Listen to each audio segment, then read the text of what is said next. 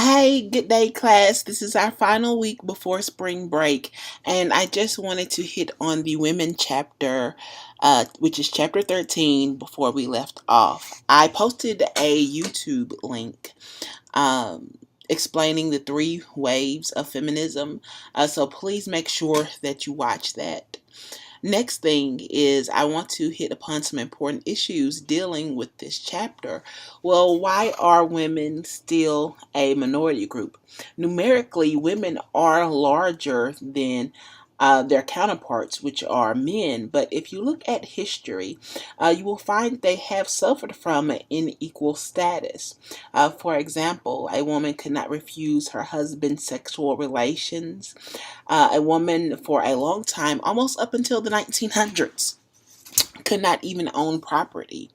Uh, and of course, one of the classic examples is women not being able to vote.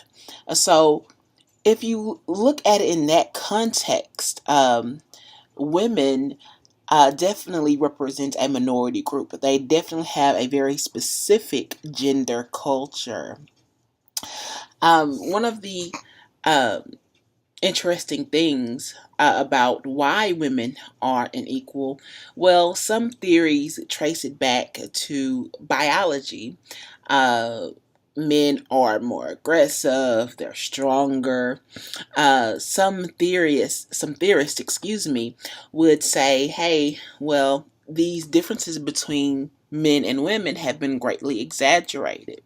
And so they see that as the root of sexism, which is the ideology that one sex is superior to another. Now, that can go either way, where you have some women who are sexist, some men who are sexist. But in either case, it's just the belief that one gender is greater than the other.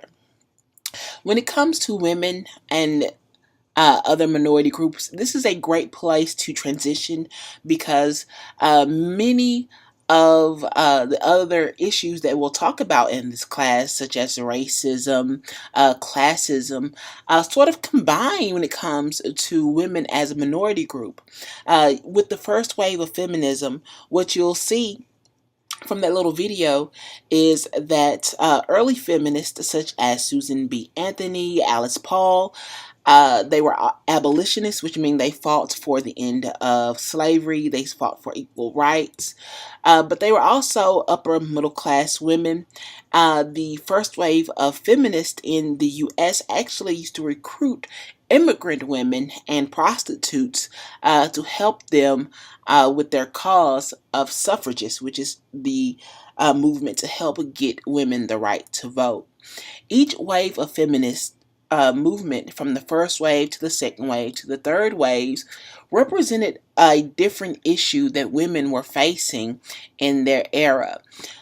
So please take note of the information in that video. It correlates almost perfectly with some of the information with your book. Some of the other things that I would like to talk about is socialization. When it comes to the differences between men and women, is it so much that it's biological, or is it the fact that we socialize each other into categories? We do it along race, but when it comes to women, we almost do it in a more concrete way. For example, when there's a little girl's birthday party, what sort of gifts do you bring her? Normally, it's a baby doll, it's a cooking set, very pink, soft, fluffy things. Now they have the little bows and arrows that you can buy for girls. But again, the whole social structure is that we raise little girls from an early point to emphasize that they're supposed to be mothers, that they're supposed to cook. But if it's a little boy, we give them the more aggressive things such as guns, and those sorts of role playing toys. So, what does society teach us about ourselves based on our gender? Um, when it comes to the career level, this can play a part because some women are definitely tracked towards certain fields. For example, nursing is a field filled with women, secretaries, teachers. However, men are pushed towards the more scientific fields. This is why you see more male scientists than there are female scientists, more male astronauts than female astronauts. We definitely track people by gender into certain categories.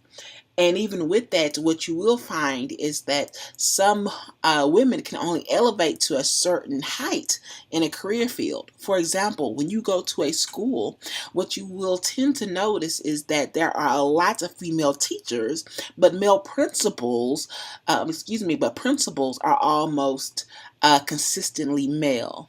We have a lot of nurses, but we have few female doctors.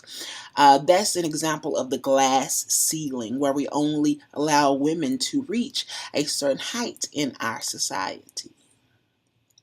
Another issue when it comes to women is the issue of poverty.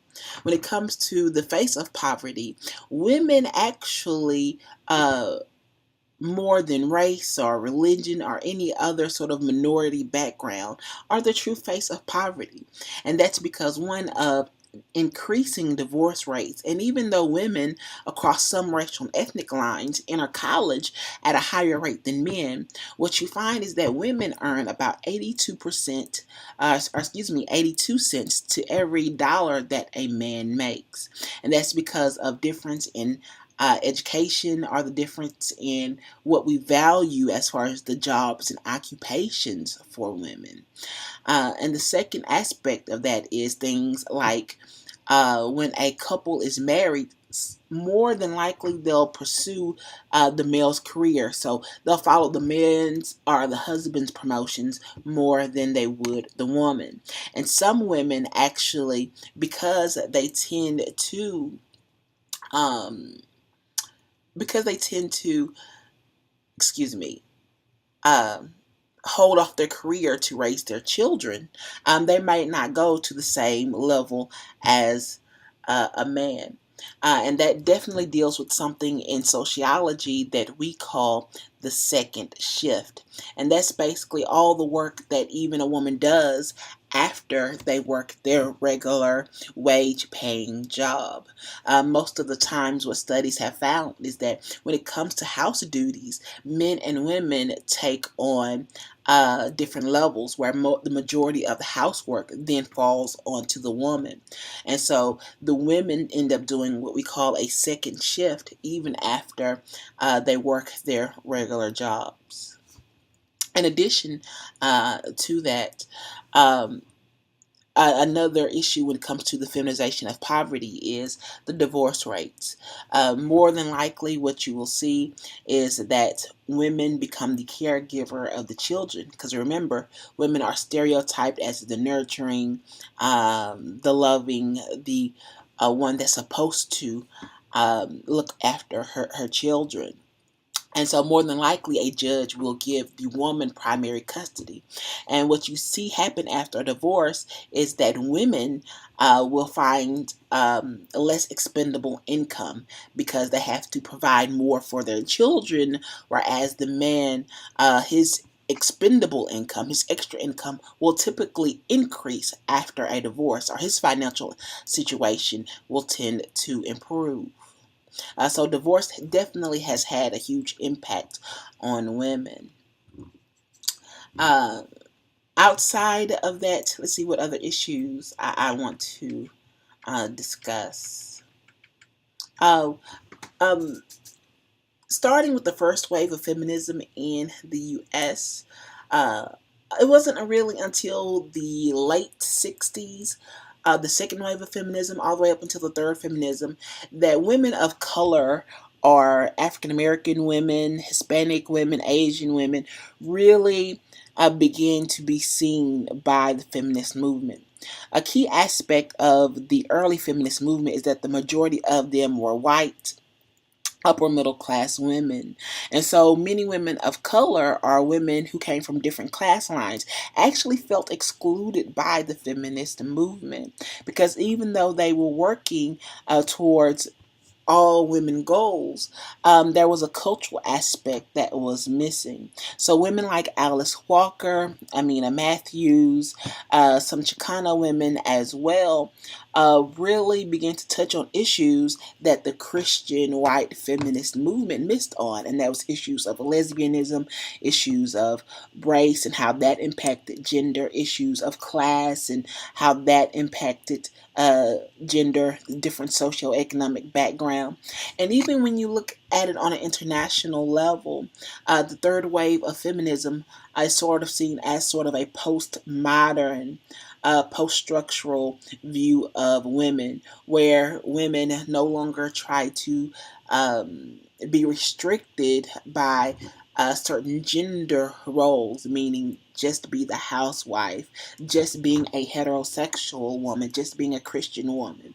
There's feminist movement even in Middle Eastern countries where Muslim women really try to empower themselves through their religious beliefs, where they emphasize strong, equal women in the Quran. And so that's definitely an aspect of the third wave of feminism, where it's definitely a lot more diverse. So please read your books and take note of these things. When it comes to the theories behind it, from a conflict view, we really look at who benefits from the exploitation of women, why women get paid less. Um, well, it serves a function for women to be dependent on men. That means men are always ahead. It means they earn more. Because remember, conflict is about resources. So it's about preserving the positions of power for men. And from an interactionist perspective, you will look at sort of the culture in our society that represents women. Even looking at me in my pink shirt and the flower in my hair, these are definitely symbols of my femininity. From the the last one, the last one, which is the functionalist perspective, we can't ignore the fact that historically gender roles definitely served a function. The way we organized our society, it served a purpose to know who would be the caretaker of the children, who would go hunt for food. Uh, these roles help to keep society stable to a certain degree.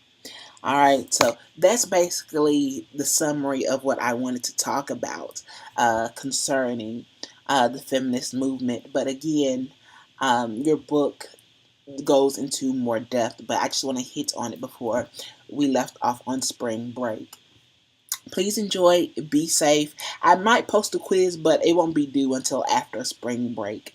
That's it. Have a nice time. See you guys after spring break.